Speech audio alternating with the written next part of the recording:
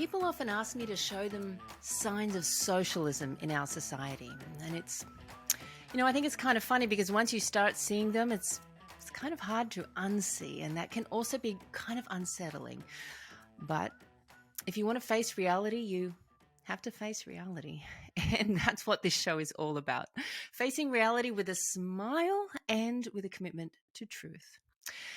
And I don't think a lot of the mainstream legacy media outlets are giving us unbiased perspectives. And as a journalist, a filmmaker, and an author, I'm here to talk about the stories that a lot of the media aren't covering or maybe don't want to talk about, but I think that are very important because you, me, we, us, don't we deserve honesty? Don't we deserve truth? I mean, that's what I want anyway. How about you? Thank you for tuning in. You are watching, or perhaps you are listening to, the Today with Kay show. I am Kay Rubacek, and stay tuned. How is your coffee supply? Is your coffee really 100% organic and roasted right here in the USA? Freedom First Coffee is. It's a gourmet coffee roasted in Victorian-era roasters in the heartland of the US. Their tagline is, tastes like freedom. I don't know what flavor freedom really is for you, but I can say that it tastes great, and I do drink it myself.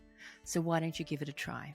Go to freedomfirstcoffee.com and use the promo code K, that's K-A-Y, for a discount, and to support this show.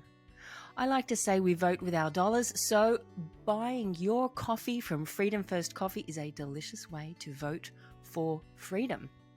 And if you already have your own favorite coffee, don't worry, you can buy me a coffee. Go to my website, krubacek.com. That's K-A-Y-R-U-B-A-C-E-K, and click on Coffee with K. There you can buy me a virtual coffee to help me keep this show going, help to keep me independent and bringing lots of free content to you, like my latest book that I chose to put out for free instead of going with a publisher who would have made me bump it up to 300 pages long, and I just didn't want to do that. I kept it short, and you can download it for free from my website. The book is called Nowhere Left to Run, 10 Steps to Survive Tyranny Today. So go to my website, krubacek.com, and get it there.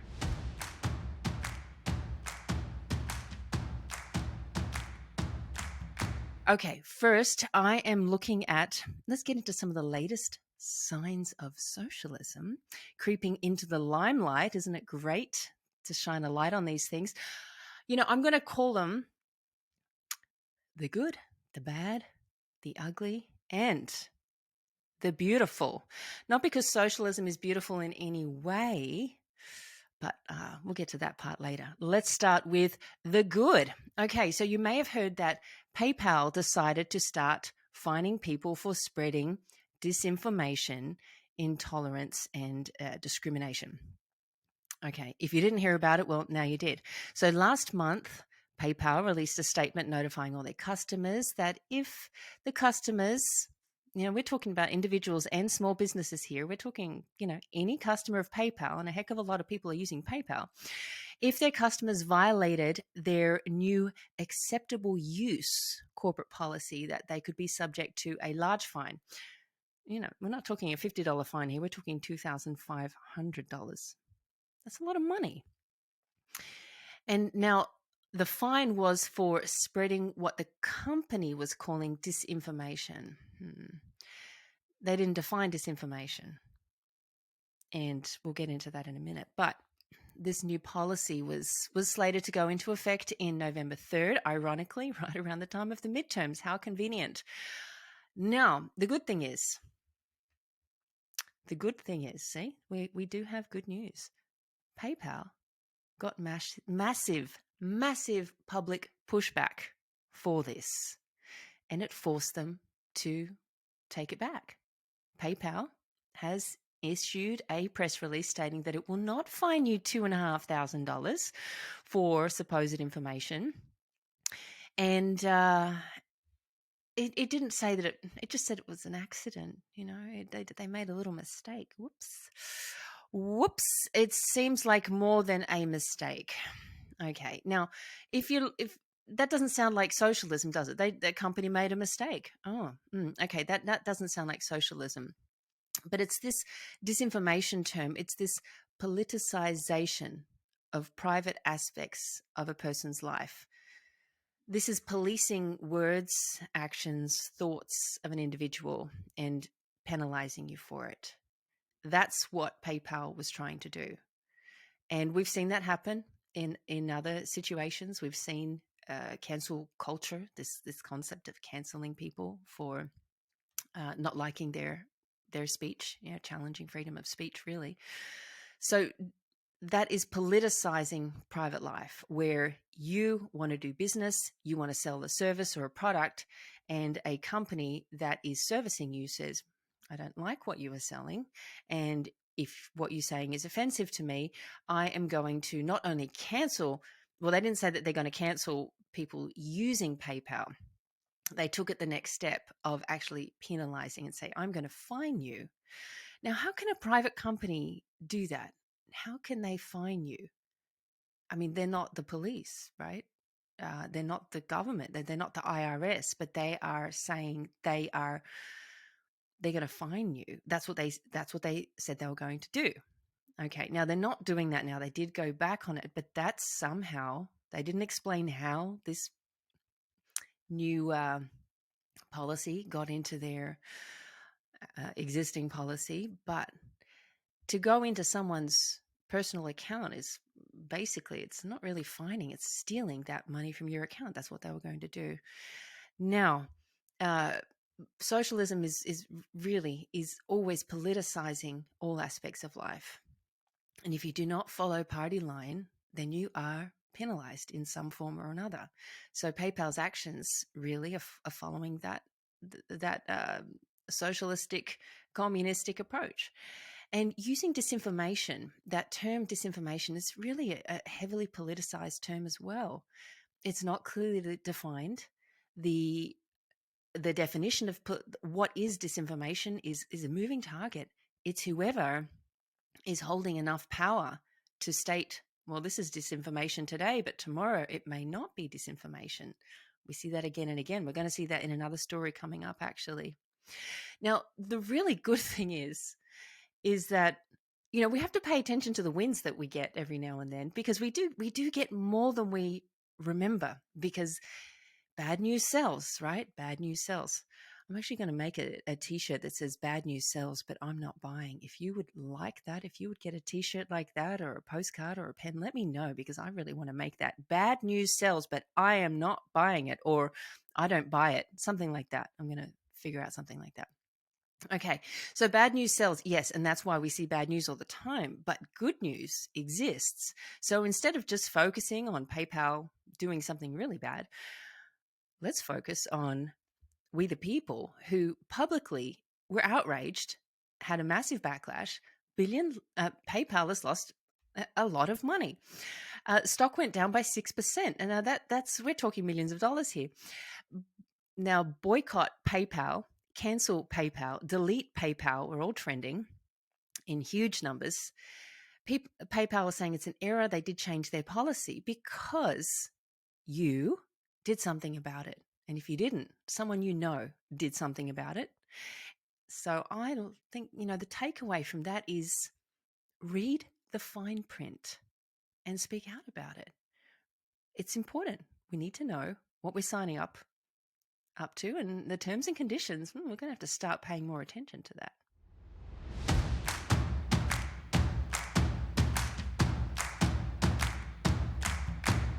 Speaking of money, are you interested in investing in gold to secure your finances? If you've been listening to any conservative podcast over the past few years, you would have heard plenty of ads for gold investment, and it is popular and it is important. And if you're thinking about it but haven't done it yet, there's still time. With the way the economy is looking right now, we need to do whatever we can to stay ahead of the coming recession. Now, I recommend you go and talk to Ira at ourgoldguy.com. Mention my name and he'll give you sound advice. make your own opinion, go to his website, ourgoldguy.com, and take a look at the articles he publishes there, the information he's putting out, see if it resonates with you. I think you'll be glad that you did, that you talked to him. Talk to Ira at ourgoldguy.com and see if he is someone you want to work with to invest in gold.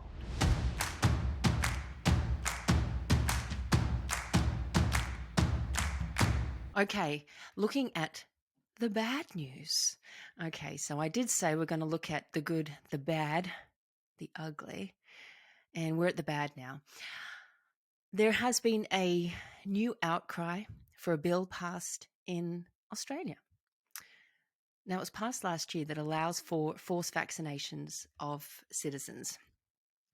People often ask me about Australia because I am Australian. I was born and raised in the wonderful country of Australia. And people say to me, you know, we thought you Aussies were tough, but you're not as tough as we thought you were.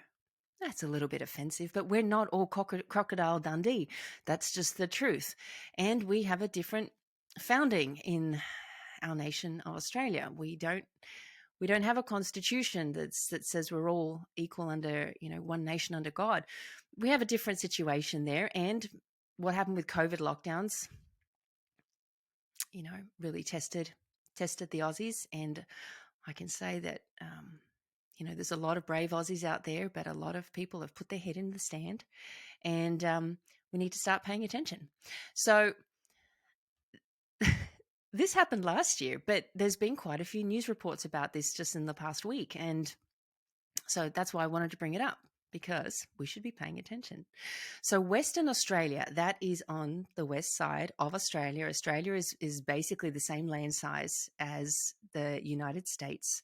And Western Australia is kind of like, where California is. Well, it is. It's, it's the West Coast. But it's a very large state. Western Australia is a very large state. Now, remember that the Australian population is only around 30 million, as opposed to, America's 300 million or so. So we have a much smaller population there. Now, the bill that was proposed granted COVID-19 officers authorization to strip people from their homes and vaccinate them against their will. It actually allowed them to take them from their homes.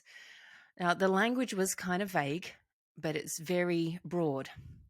Reminds me in some ways, I've studied a lot of the Chinese Communist Party's documents and legislation, and often it's very vague and sounds like a lot of rhetoric. But that's dangerous because it can be interpreted in however whoever is in power wants to. And that's scary. So here, the Emergency Management Amendment legislation passed last year in Western Australia, which includes the powers of officers in relation to persons exposed to SARS-CoV-2 virus. And it reads, I'm quoting here, while a COVID-19 declaration is in force for the purpose of limiting the spread of the SARS-CoV-2 virus, an authorized COVID-19 officer may direct any person who has been exposed or any class of person who may have been exposed to the SARS-CoV-2 virus to do any or all of the following. A, to remain in an area specified by the officer for such period as is specified by the officer. Yes, it sounds vague, and that's often how it's done. Certainly how it's done in China under the Chinese Communist Party. And when you read their stuff, it's quite shocking. Now, and B, to remain quarantined from other persons for such period and in such reasonable manner as is specified by the officer. So why are people raising the alarm about this now? Well, because we're not always reading the fine print in time. We need to read the fine print in time. That's why I've listed this under the bad news of this week, because this is old. This happened last year, and now people are raising their arms about it and saying, what's going on? Well, it already happened, and we should have been paying attention. So it's an obvious example of government overreach. It's that which is inherent in socialist policies, reaching deep into your homes and your life. If that gives you the shivers, well, it should. If another pandemic was to strike, this is already in place now. It sets a precedent. How will it be interpreted? and by whom? Who will make those decisions? Who will have the power? Who will be the officers in charge if that was to happen in the future? That is the scary question that we need to have an answer to, and that we have to be aware of. So, yes, there is bad news out there, even if it's been a year ago, but the good news is that we are paying attention to it. It would be better if we paid more attention to it, something before it goes into legislation, because it's much harder to undo once it's done.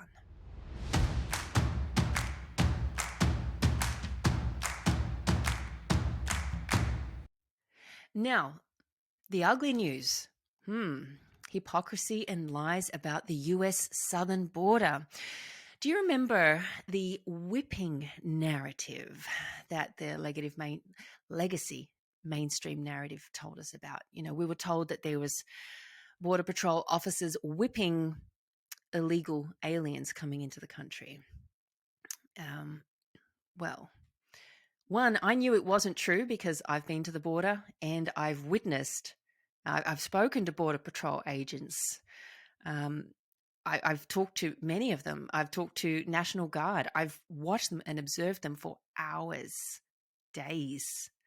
I have witnessed cartel members, multiple, bringing women and children by the dozens at a time across the river, just in one bend in the river, in the middle of the night, all the way up until 2 or 3 a.m., which is when I left, but the cartels didn't leave. They kept bringing them over. They work all through the night.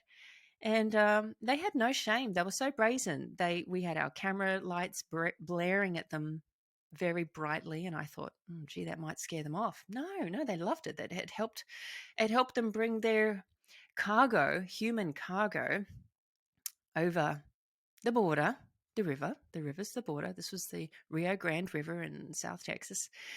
And Border Patrol, completely overwhelmed. National Guard, completely overwhelmed. And they just processed all night, hour after hour, immigrant after immigrant. Now, these were women and children, mostly, very few men, lots of children.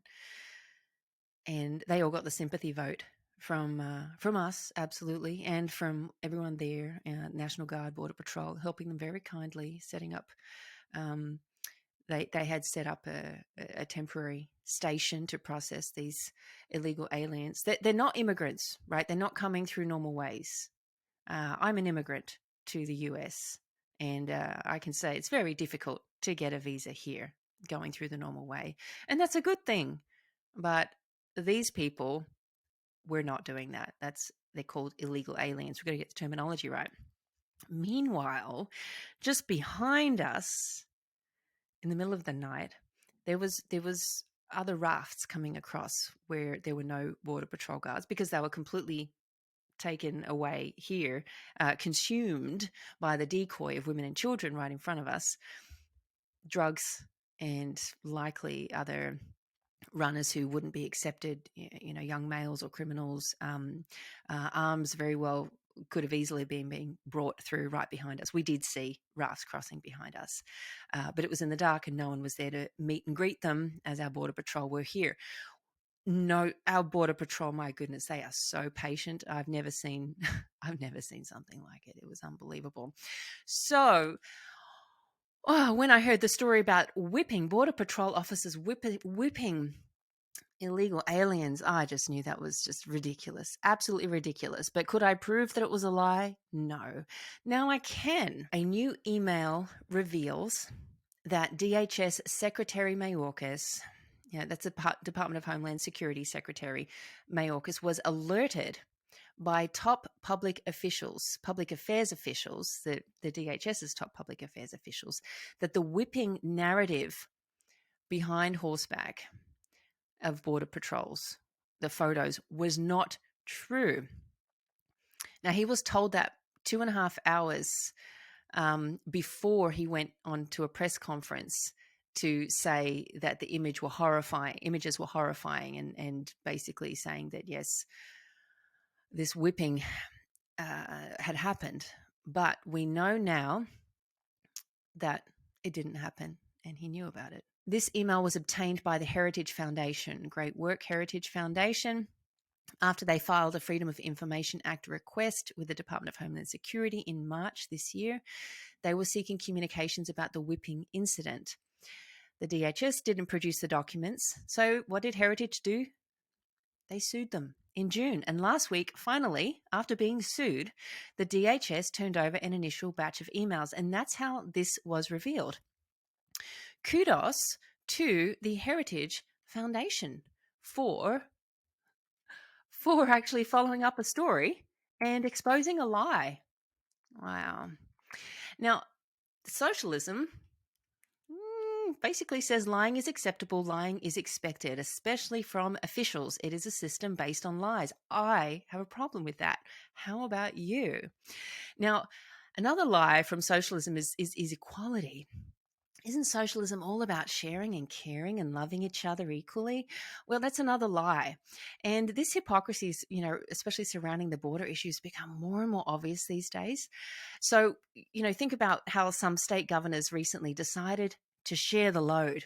They decided to be equal, be a bit more equal. Texas is getting 1 million or so immigrants. Like I said, I saw hundreds in one night in one bend of the river come through the border illegally. And that was last year. The numbers have probably tripled by now. So I can say, when someone says it's an invasion of illegal immigration through the border, I can say, well, yes, I'm witness to that. And I really don't think that's an exaggeration when they call it an invasion. So some state governors decided to share the load, and they've bussed immigrants all over the nation. And they're just sharing the load, right? So according to socialism, if we really want equality, then we should be welcoming them. New York has issued a state of emergency. Washington, D.C. mayor has been very upset about the migrants and is asking for more funding to accommodate them. Now, what happened when these illegal aliens were bused to the exclusive luxury living island of Martha's Vineyard in Massachusetts? So Martha's Vineyard is famous. It's a famous island for famous people, where famous people live. And who lives there? You take a look and you see, oh, okay, who's living there? Yes, the Obamas, the Clintons, Bill Murray, Spike Lee, Oprah Winfrey, Larry David, Jackie Kennedy Onassis was a Martha's Vineyard icon. So the media the mainstream legacy media started to really pay attention to the crisis at the border once the celebrities and the rich, ultra-rich and ultra-elites were affected. Well, if socialism is really all about caring and sharing and equality, then shouldn't be a problem for them to share, right? So that's it's great to see that the lies and hypocrisy are being brought to light. So keep in mind, when you see bad news, look at how it's being presented to you. It's often being presented in a really negative way. But if you look at it and really actually think about it, and don't just read the headline, you think about it and you realize, well, actually, that's great.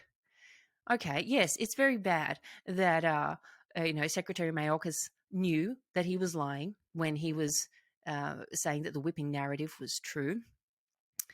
But isn't it great that the Heritage Foundation got an answer? They had to sue the DHS to get that answer, but they did it.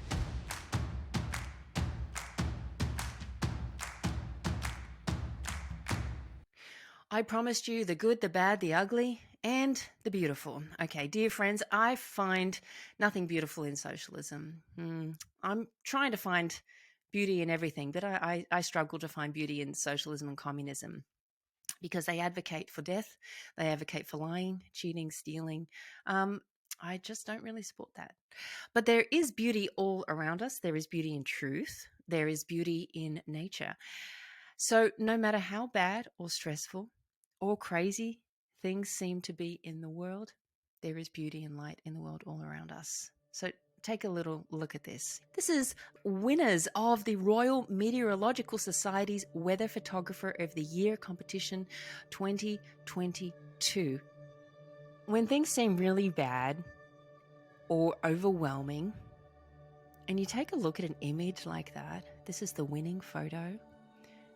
Look at the power of nature.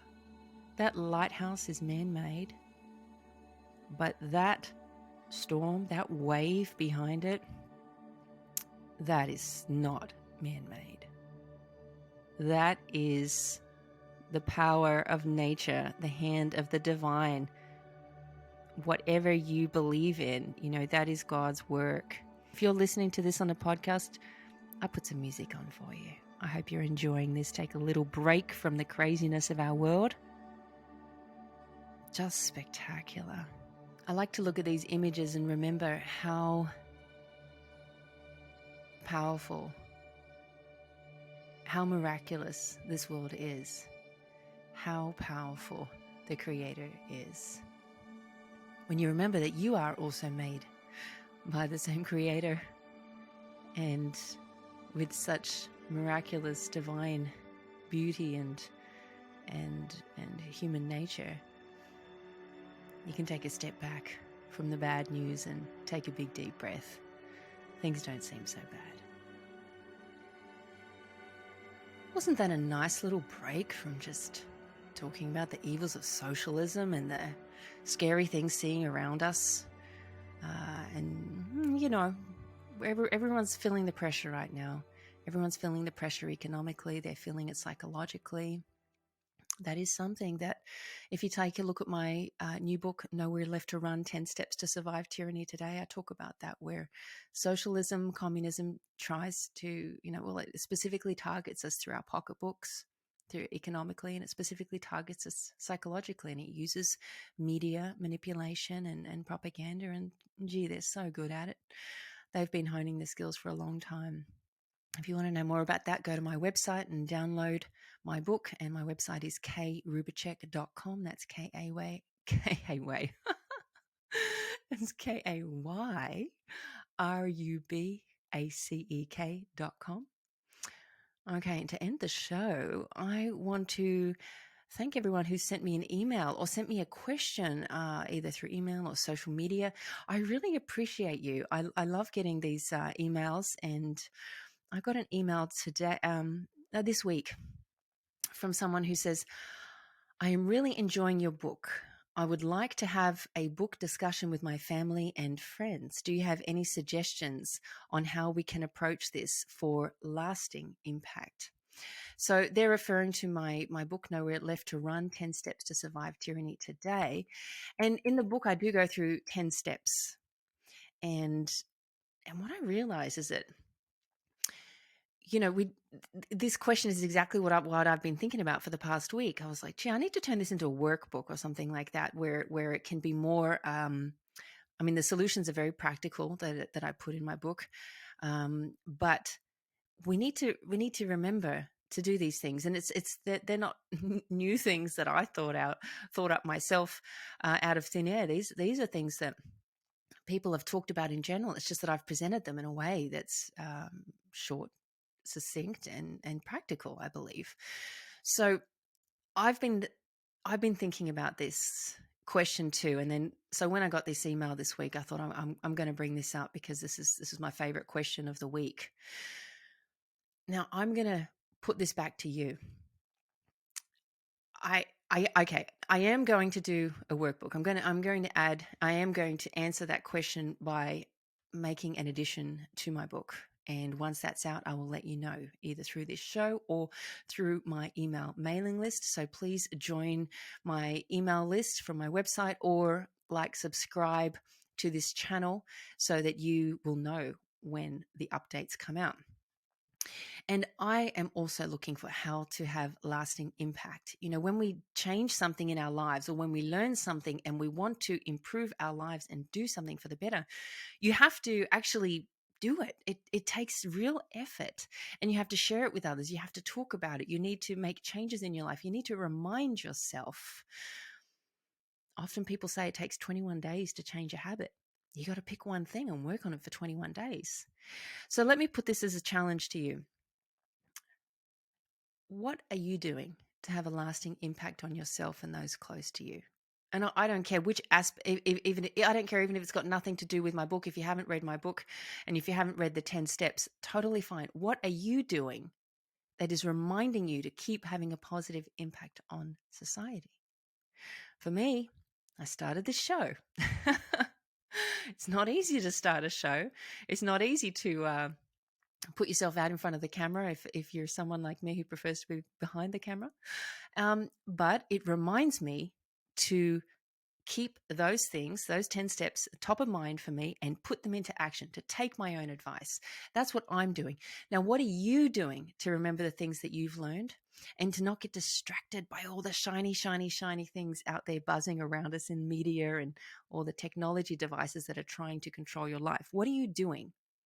What are you doing? What's one thing that you are doing to have lasting impact, to make a change in your life for the better? Send me an email at krubacek.com or contact me on social media. I want to give a prize. I'm going to think about that. I want to give a prize for the best answer. Thank you to everyone who has contributed to the making of this show. Thank you to everyone who has bought me a coffee. And thank you for trying Freedom First Coffee. So check that out, freedomfirstcoffee.com. And follow me on social media. Please like and subscribe. If you are listening to this show on Apple Podcasts, leave a review, but leave a 5-star review. It's actually not worth leaving a lower review because the algorithms just work as such that they really only promote shows that have all 5-star reviews. So please give me a 5-star review. If you're not happy with the show and want to leave a low review, just don't bother, or send me a message and tell me what you would like me to improve on the show. I would love to hear from you, whether you give me a review or not. So send me an email at krubacek.com. That's all for this week. I appreciate you very, very much. Thank you for being here with me today on the Today with Kay show. I'm Kay Rubacek signing off until the next episode next week on Today with Kay.